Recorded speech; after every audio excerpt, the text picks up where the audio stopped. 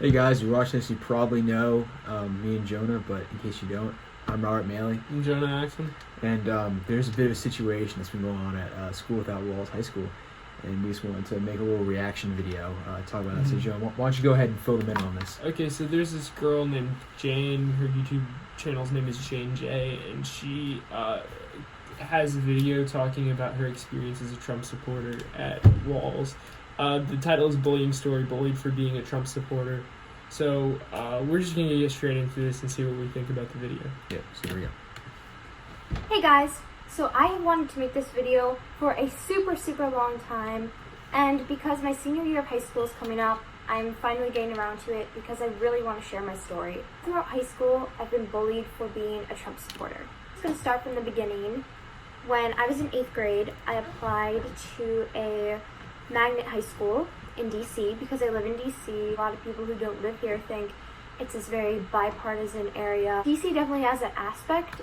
Literally nobody thinks Literally nobody. So the only Republicans that live in DC are people that live in Upper Northwest, about like 500 of them. Yeah. And then the Republicans who live here like for half the year in Congress. Yeah, literally no one thinks DC is bipartisan. We went 92-7 for Clinton, and we're one of the only two states that voted for Mondale instead of Ronald Reagan. So no one no one thinks that. But as for the people who actually live here, it is so blue, so liberal, probably as far left as you can possibly get. Yeah, I consider DC a And coming from communism. a household that was, Republican and conservative, and I was just raised conservative my whole life, going to a school in DC was very different and new. To me, it automatically seems like she's just adopting her parents' ideologies without really questioning them. And that's what most people do. The primary way we are socialized politically is through the beliefs of our parents.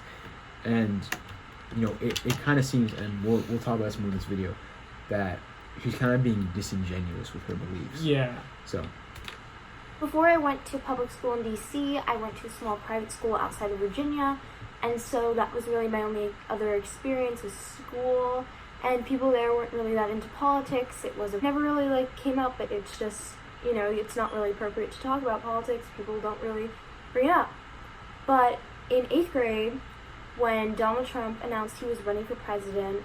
So, and I just want to be quick about this, but you said that you were raised conservative, and then you went on to say I was apolitical, I didn't really talk about politics, and, I think that's kind of not necessarily true. I think that you did talk about politics, and, obviously I wasn't there, so I can't really say, but I think you just felt more comfortable around people that shared your beliefs in a, very conservative Virginia private school. Yeah, I feel like you want the ability to be able to relate to the Trump supporters that are watching this video.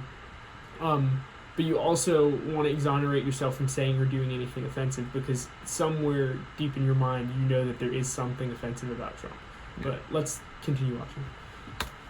But in 8th grade, when Donald Trump announced he was running for president, I was just so driven and motivated by the words he was saying. Okay, right away, I don't know what she was energized. I was personally disgusted because he would say things like Mexicans are rapists and murderers in the United States of America, that black people literally could not go lower in America, and that they should vote for him because the Democratic Party has done nothing for them. Their schools are falling apart and their high crime rates, and as an African American male, that really is offensive to me and alienates me very much. He would say things like that there is a problem with terrorism at the U.S.-Mexican border, which is why we need to close the border, even though the scenes that he was citing are literally from the movie Sicario 2, which is a movie about Mexican gangsters, saying ridiculous stuff like this, and that alienated me, but I guess it energized her. Yeah, and a lot of conservatives like to talk about how, Donald Trump was this outsider, and, you were excited by his economic promises and willing to overlook this really racist and sexist and homophobic stuff he said. It doesn't really. I think Trump supporters are willing to overlook that, for their own self-interest, for their own pocketbooks. So. When he came down that escalator, I immediately became a Donald J. Trump supporter. At the time, I actually switched schools to a public school in DC because I just wanted to try something different from my private school. She just glosses over not considering the implications of her actions, knowing that DC is an extremely blue place. Talked about my politics very openly. All the conversations I was having with my peers were very healthy and very rewarding. Even, I debate with teachers who, were far left, but everyone was very, open to conversation. When I went to my new high school, the vibe was just totally different. We had this summer bridge program before school began to give, the freshmen an orientation to give them a taste of high school. And when I met everyone, it kind of made me shut my mouth a little bit. I was like, wow, I don't really feel comfortable with people knowing that I'm for Trump. I don't, really want to bring it up. I think it's just best if I don't, because the teachers seem very, very liberal, and all the kids would just, make fun of Trump or just say, oh, he's so racist, he's so this, he's so homophobic, sexist, I became a lot less political. And I just wanted to, be a normal high school. I wanted to do normal high school. So just keep in mind, her goal has become to be a normal high schooler who does not care about politics at all. Things. And when school came around, I was sort of in the popular group. I was nominated for Homecoming Queen. This was in 2016 when, the election was happening. And one day, when I was coming out of a humanities class, this girl, she comes up to me and she says, Jayne, there's some very interesting pictures of you online. And now she was referring to a picture of me campaigning for Donald Trump in DC, holding a Trump sign, wearing a Trump hat. And I just responded to her, oh, okay. Because I didn't really care. I never told anyone that I was anti-Trump or for Hillary or anything like that. I just never really brought up politics because it just wasn't something that was interesting me to talk about. So she... Okay, so we're going to talk about how it wasn't interesting for her to talk about, but then she went to Donald Trump's campaign and decided to help them. I don't understand this duality. There's this one side of her that's completely disinvolved with politics and is being attacked for her political beliefs that she tries to keep separate, and then another side that loves talking about politics with her teachers that she feels comfortable around and wants to campaign for a candidate who she supports. I feel like this is kind of unfair, right? I don't know. She said it in kind of a way that was blackmailing me, but I thought, she's my friend. She'd never blackmail me. Lo and behold, she did. I was running for class president at the time, and a friend of hers was also running. So they decided it would be a great idea to release the photo right before the class elections. So she leaks the photo. Release an online photo? What does that even mean? Yeah, and I think it just means publicize, and this wasn't blackmail. If it were blackmail, you would have to, she would have to say to you, unless you drop out, I'm going to release this private something. It wasn't private, and there was no expectation that you would do anything for her. And it seems to be something that you're proud of and that you appreciate about yourself, that you're a Trump supporter, even though you deny having that personality at school. It seems to be something that really is part of your identity, so I feel like the fact that she revealed that isn't bad at all. But you want to paint it as such because you feel as if you should be able to not face social consequences for your beliefs, and I completely disagree with that, but let's move on. My entire grade over social media, and suddenly I was bombarded with text messages such as, "You see and hear the shitty ass things he does on social media and through people. I don't see how you can support such a fucking asshole when you're influenced by social media and liberals in DC.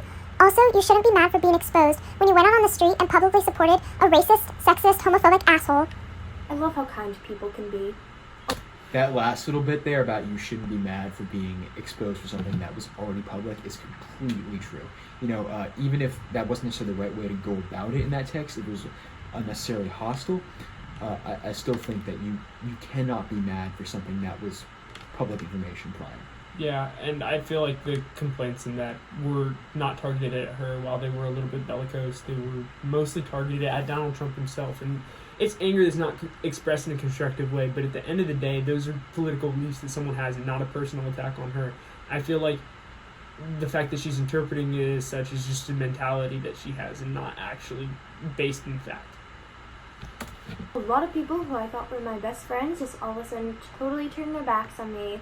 People wouldn't even look at me It's or talk to 4:30. me. Around the time that this photo was leaked was also the same time that our whole school was on a social media app called After School, which basically the whole school can join on this anonymous posting site and talk crap about each other. Somebody posts on the app and says, Jayne, the freshman, is a Trump supporter. On this app, I also received death threats. We just want to say that death threats and threats of violence or anything like that are completely unacceptable. They don't have a place, and that whoever sent these shouldn't have done. Yeah, they're not constructive. They're not ethical. They don't get anything done. I think that's disgusting behavior, and like that we do not condone that at all. Yeah. We support your right to have your opinion. This video isn't about the fact that you shouldn't have the right to your opinion. We're just trying to persuade other people that are experiencing this situation that there is an alternative opinion that makes more sense. That's all we're saying. But we're not. This is not an attack on you. This is not an attack on your right to say what you say.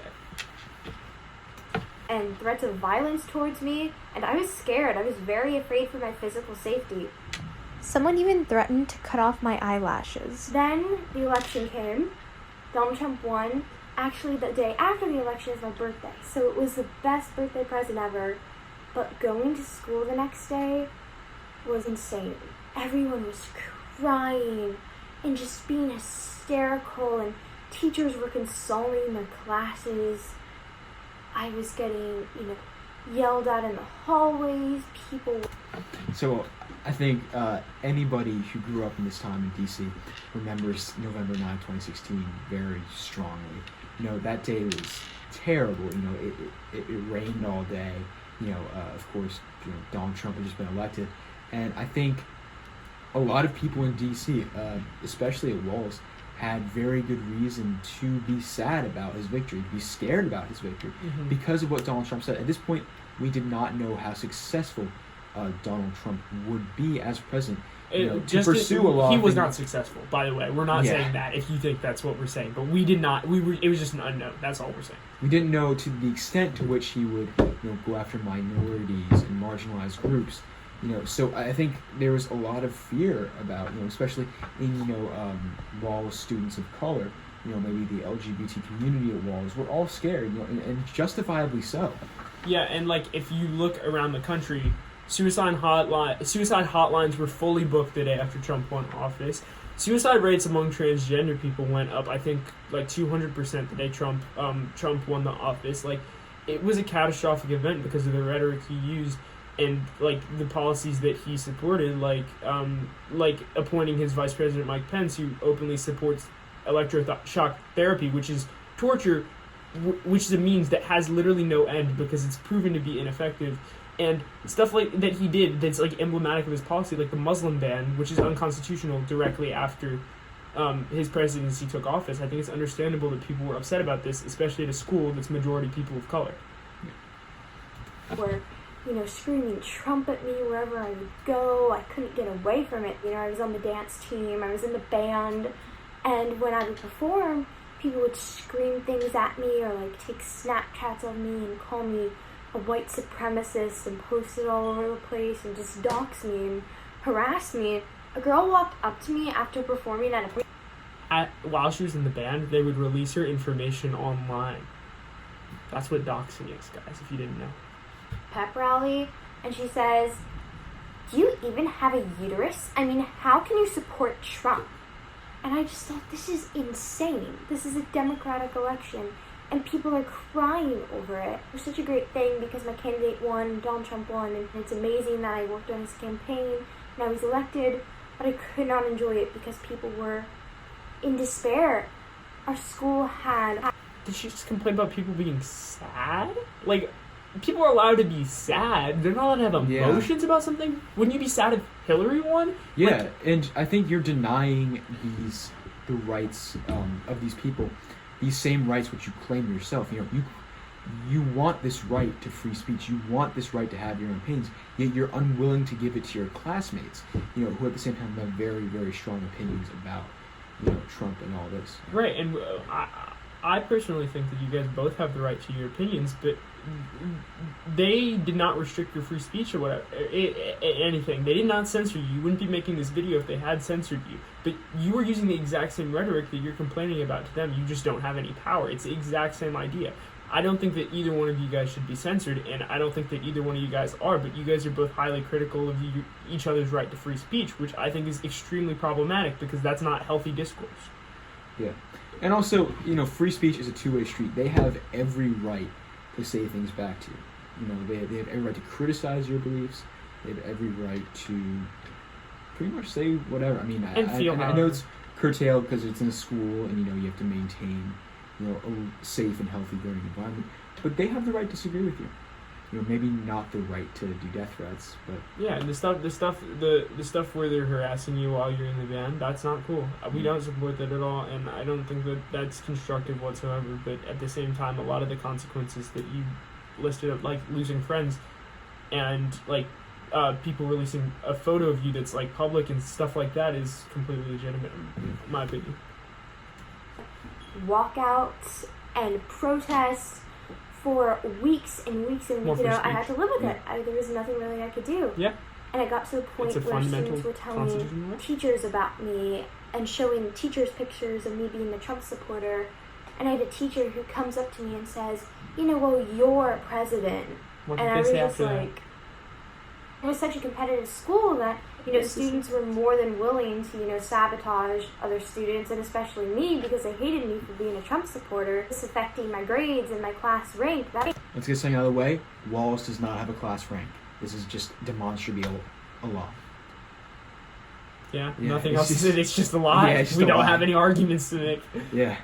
It all sounded great to them. I have evidence of teachers literally lowering my grade based totally on their opinion alone. So let's see it. Let's see it, because we're going to be posting the citations and the sources of this. So how about you give us the same respect that we're going to give you and post your receipts? Mm-hmm. Yeah. So. I eventually got through my freshman year. It was very lonely and very isolating, and I think that was even harder for me because I'm a very sociable person. I love to be around people. When everyone hates you, it's not fun. You should never ever treat someone differently because you think differently. And I think our whole political climate is just so hostile and wrong. And we need to change that. People on the left and the right need to come together, and we need to be better examples for the next generation. It starts from the moment we're born. We're slapped on with these labels: conservative, liberal. I just need to say something here, because it feels like I am half African American, and it feels extremely hypocritical when you come to us with rhetoric like this, that we need to come together and be more unified, and you criticize our voter bases, and you attack the people that make up our party. And like, I know this is not a thing that you're personally doing, but it just feels like you guys want that for you. You guys want to be accepted, or like conservatives want to be accepted in the liberal spheres, but then you say stuff that's offensive to us and then deny our right to be offended by it, which is difficult for us to cope with. And I'm willing to have a conversation with you, but you have to understand how that's going to make other people feel. And also, I just like to make a little aside here. I really, really, really dislike this. The left and the right needs to come together on certain things, type of rhetoric. Because on certain policy positions, yes, I would like to see more bipartisanship. But I will not meet anybody on the middle on a Muslim ban. I will not meet anybody on the middle on Muslims are rapists and terrorists. They're not sending their best people. Mexicans, yeah. Yeah. So. But anyways, that's really, really disingenuous. I'm not meeting anyone in the middle on the idea that everyone has a universal, basic, fundamental right to health care. It's not like I'll meet you guys I'm not meeting anyone in the middle on whether there should be shootings in schools or not. We can discuss how to do that, but saying that there's no issue is an issue in itself. So there's just certain things that I can't compromise on. Yeah. I'll talk with you in the middle, but I can't. And also that kind of sets up this really, really wrong notion that both sides have something fundamentally valuable to contribute to a debate. In a lot of these things, conservative opinions are objectively worse than liberal opinions. Facts have a liberal bias. Quite Yeah, frequently. reality has a well-known liberal bias. And we'll cite stuff for you guys if you need it. Yeah, so. And society reacts accordingly. Thank you guys so much for watching this video. I really appreciate it. If you have a similar story, you guys have ever experienced any type of bullying in high school or just bullying for your political beliefs or whatever, I'd love to hear about it. Share it in the comments below. If you want to follow me on social media, I'm at Jayne.Jay, and I'll see you next time. All right, well, that's that. And, I think that while, sure, there were some shitty things your classmates did, we don't support the death threats or anything.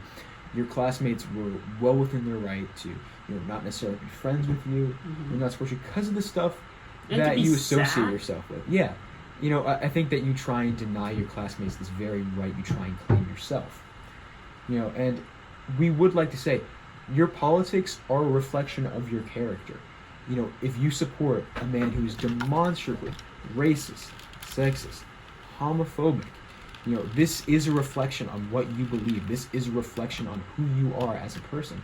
And your friends are well within their right to disagree with that, to maybe not want to hang out with you as much. Yeah, and also, these criticisms of Donald Trump are not objective. But any human that has been socialized in a normal environment and is not biased by anything and is not in denial of anything can see that Donald Trump is racist, is sexist, is homophobic, has tried to subvert democracy, has tried to meddle in the elections, has cheated on his wife and been paid off a porn star, has tried to manipulate Americans into wanting a border wall, has tried to demonize Muslims. I can go on and on and on and on. But the bottom line is, there is no way that you're ever going to prove 100% of your arguments with 100% factual arguments, but You can get really close. you on can these. get very close. And it's almost the point of objectivity that Trump is these things. So, and this reflects badly on you. So, remember, politics and the freedom of speech works both ways. So, and if you're surrounded by assholes, if everybody around you is a jerk, maybe it's time to look inside. Yeah, and honestly, reach out to us. We'll FaceTime you. I'll FaceTime you. I'll meet you anywhere in DC. Like, I want to figure out a way to talk with you if this video doesn't affect you at all, because I really think that we can believe the exact same thing, or not the exact same thing, but we'll have very similar beliefs by the end of our discussion, because I really do believe I'm right, and if I'm not, I want you to convince me. I want you to show me that, but I don't. Because I really don't believe in all the yelling and screaming and death threats and violence that anyone uses to persuade someone of something else. That comes from both sides, absolutely. But I think that we just need to have mature discussions about this. So anyways, thanks for watching. We're going to end this video now. So thank you very much.